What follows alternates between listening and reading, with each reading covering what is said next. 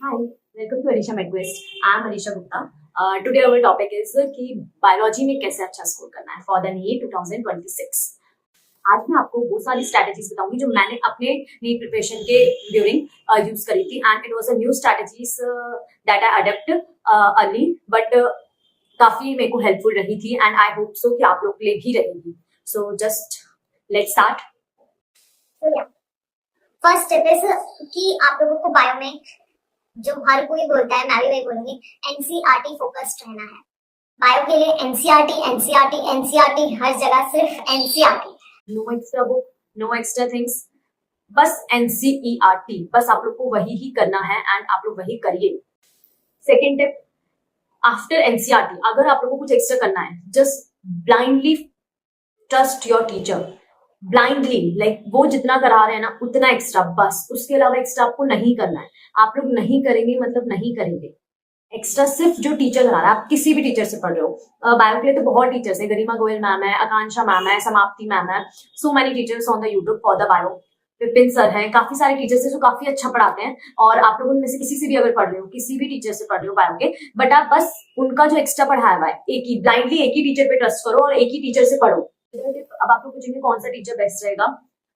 मैंने जो बॉटनी और जूलॉजी थी दोनों ही आकांक्षा मैम से पढ़ी थी, क्योंकि मैंने यकीन 3 लिया था. यकीन 3 में मैम जूलॉजी आकांक्षा मैम पढ़ाती थी और यकीन 2 उसके साथ आया था जिसमें मैम बॉटनी पढ़ाती थी. मैंने दोनों ही आकांक्षा मैम से पढ़ा था. अब आप लोग पूछेंगे मैंने दोनों ही आकांक्षा मैम से क्यों पढ़ा, लाइक मेरे पास समाप्ति मैम का भी ऑप्शन था.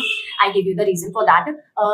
Reason was my is that कि मतलब मैंने दोनों ही टीचर से पढ़ के देखा. स्टार्टिंग में पहले तो सबसे अच्छी चीज जो मैंने करी थी वो ये थी, मैंने स्टार्टिंग के 2-3 क्लास में ही समझ लिया था कि मुझे किस टीचर को पूरे ईयर फॉलो करना है. सो या मैंने समाप्ति मैम के भी लेक्चर्स लिए थे, कांक्षा मैम के भी लिए थे, विपिन सर के भी लिए थे. बट अकॉर्डिंग टू मी कि कौन अच्छा पढ़ा रहा है, समाप्ति ma'am of course she is a good teacher, she is. But सबका अपना अपना होता है कि लाइक मेरे को किसका समझ में आ रहा है. मेरे को थोड़ा आकांक्षा मैम का काफी अच्छा समझ में आता था. आकांक्षा मैम की सबसे अच्छी बात ये थी ना कि वो पूरा मतलब एक चीज को ना डीपली समझा देती थी कि मतलब आपके दिमाग में वो चीज बैठ जानी चाहिए. और उनकी क्लास के बाद आप जाके एनसीईआरटी को पढ़ोगे ना, इट वाज दैट कि बस आपने रीड करा, आपको हो गया. मतलब मेरा तो हो जाता था इतना अच्छा से. वो एक एक लाइन, मतलब आप समझो एक एक लाइन उन्होंने अच्छे से समझाया है. एक एक लाइन वो जिसको जैसे टीचर्स होते हैं ना एक्स्ट्रा समझा देते हैं, वो ये नहीं बताते कि किधर से किस लाइन को हम एक्स्ट्रा समझा रहे हैं. वो बताती थी कि ये चीज मैंने इसलिए पढ़ाई कि एनसीईआरटी में आपकी ये पूरी करेक्ट लाइन है.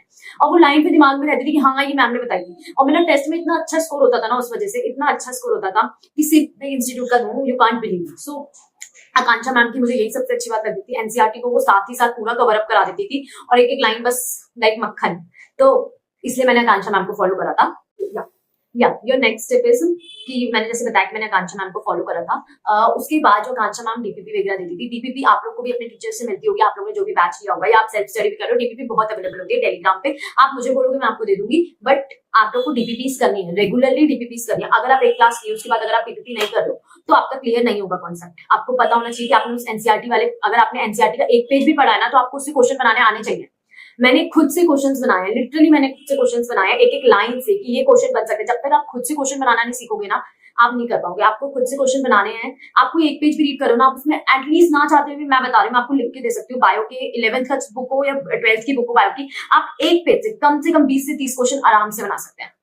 एक्टिविटी वाले पेजेस को छोड़ के, जिनमें एक्टिविटीज है वो नहीं, बट जिसमें प्रॉपर्ली थ्योरी, आप उससे 20 क्वेश्चन आराम से बना सकते हैं. तो पहले मैं थोड़ा सा रिकैप दे दूं. आपकी पहली टिप ये थी आपको एनसीईआरटी फोकस्ड रहना है.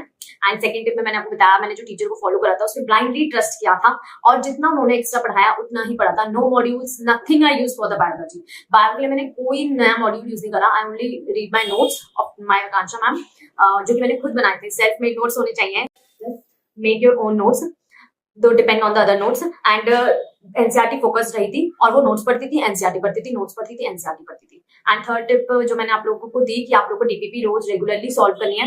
डीपीपी करनी है, इट्स मस्ट, आप लोगों को करनी होगी. फोर्थ टिप मेरी यही थी कि आप लोगों को खुद से क्वेश्चन बनाने. हर एक पेज से आप एक पेज रीड करो, खुद से क्वेश्चन बनाओ, एक पेज रीड करो, खुद से क्वेश्चन बनाओ. मैंने खुद बनाया, सो आप लोग भी बनाओ, आप लोग को झट याद रहेगी. फिफ्थ टिप मैं आपको देना चाहूंगी जो मैंने मोस्ट ऑफ द स्टूडेंट्स की मिस्टेक देखी है कि बच्चे फिजिक्स केमिस्ट्री में बायो को टाइम बहुत कम देने लग जाते हैं. एंड मैंने आपको अपनी फिजिक्स की बुक वीडियो में बताया था कि फिजिक्स केमिस्ट्री बायो को इक्वल टाइम नहीं देना होता. आपसे जो भी कह रहा है गलत कह रहा है, क्योंकि मैं बता रही हूँ खुद से, प्लीज ट्रस्ट मी, तीनों को इक्वल टाइम नहीं देना होता. फिजिक्स टफ है, वो ज्यादा टाइम मांगती है, आपको उसे ज्यादा टाइम देना पड़ेगा. और कुछ बच्चे होते हैं फिर फिजिक्स में गए तो फिजिक्स में ही उसके क्वेश्चन सॉल्व करने में लग गए। आपको बायो को भी टाइम देना है, बायो को भी लर्न करना है। आप उसको बैठो, तेज बोल कर लर्न करो, लिख लिख के लर्न करो। लिटरली मैंने लिख लिख के लर्न करा है। अगर मेरे पास पेजेस होते तो आई विल शो यू। वो मैंने बहुत मतलब बहुत लिखा है, बहुत लिखा है। मेरे पेजेस इतनी मोटी पेजेस की मेरे पास पेजेस थे इतने सारे, मैंने सारे भर दिए थे।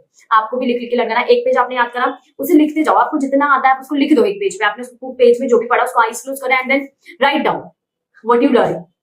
बस आपका वो बायो का कंप्लीट हो जाएगा। बायो आपको ऐसी लर्न करनी है, आप लोग को बायो ऐसी लर्न करनी है, आपका पूरा फ्लो बन जाएगा। हर चैप्टर को ऐसी पढ़ो। आपके 12th के अगर मैं चैप्टर्स में देखूं अगर इंपॉर्टेंट चैप्टर्स, तो वही आपकी जेनेटिक्स हो जाएगी। जेनेटिक्स आपका बहुत इंपॉर्टेंट पोर्शन आ जाता है। Human reproduction, molecular basis of inheritance को आपको पूरा लर्न करना है। और मैं आपको लाइक माय पर्सनल एडवाइस है, मैं आपको सजेस्ट करूंगी मॉलिक्यूलर बेसिस जिसको नहीं समझ में आता है वो प्लीज आकांक्षा मैम से पढ़ो। आप एक बार ट्राई करो, बहुत हेल्प करेगा। I am telling you, just believe me. एक बार आप पढ़ के देखो। और ऐसा नहीं कि आप लोग पहले से जज करने लगो, आप उनको ढंग से पढ़ना, समझना, सीरियसली उनके लॉन्ग लेक्चर्स लेना, बहुत हेल्प करेगा। आई एम टेलिंग यू, मैं पढ़ी हूँ उनसे। लाइक जो चैप्टर मेरे को कभी नहीं समझ में आता था वो मेरे को ऐसे समझ में आया था ना कि बस दिमाग में बैठ गया था। इवोल्यूशन, उसको लर्न करना, इट वॉज लर्निंग चैप्टर, और उसमें जो डायग्राम्स वगैरह हैं वो सब बहुत अच्छे से करने पड़ेंगे आप लोगों को। बाकी जो भी इंपॉर्टेंट चैप्टर्स हैं उसकी वीडियोस तो अलग से आएंगी। अभी मैं एक वीडियो बनाऊंगी जिसमें मैं आपको रिसोर्स बताऊंगी आप कौन से किस सब्जेक्ट के लिए यूज कर सकते हो। टेस्ट सीरीज की वीडियो बताऊंगी जो मैंने टेस्ट सीरीज फॉलो करी थी। मेरे पास अभी भी मेरे टेस्ट रखे हुए हैं। So wait for the next video. For more such videos, subscribe the channel. Bye.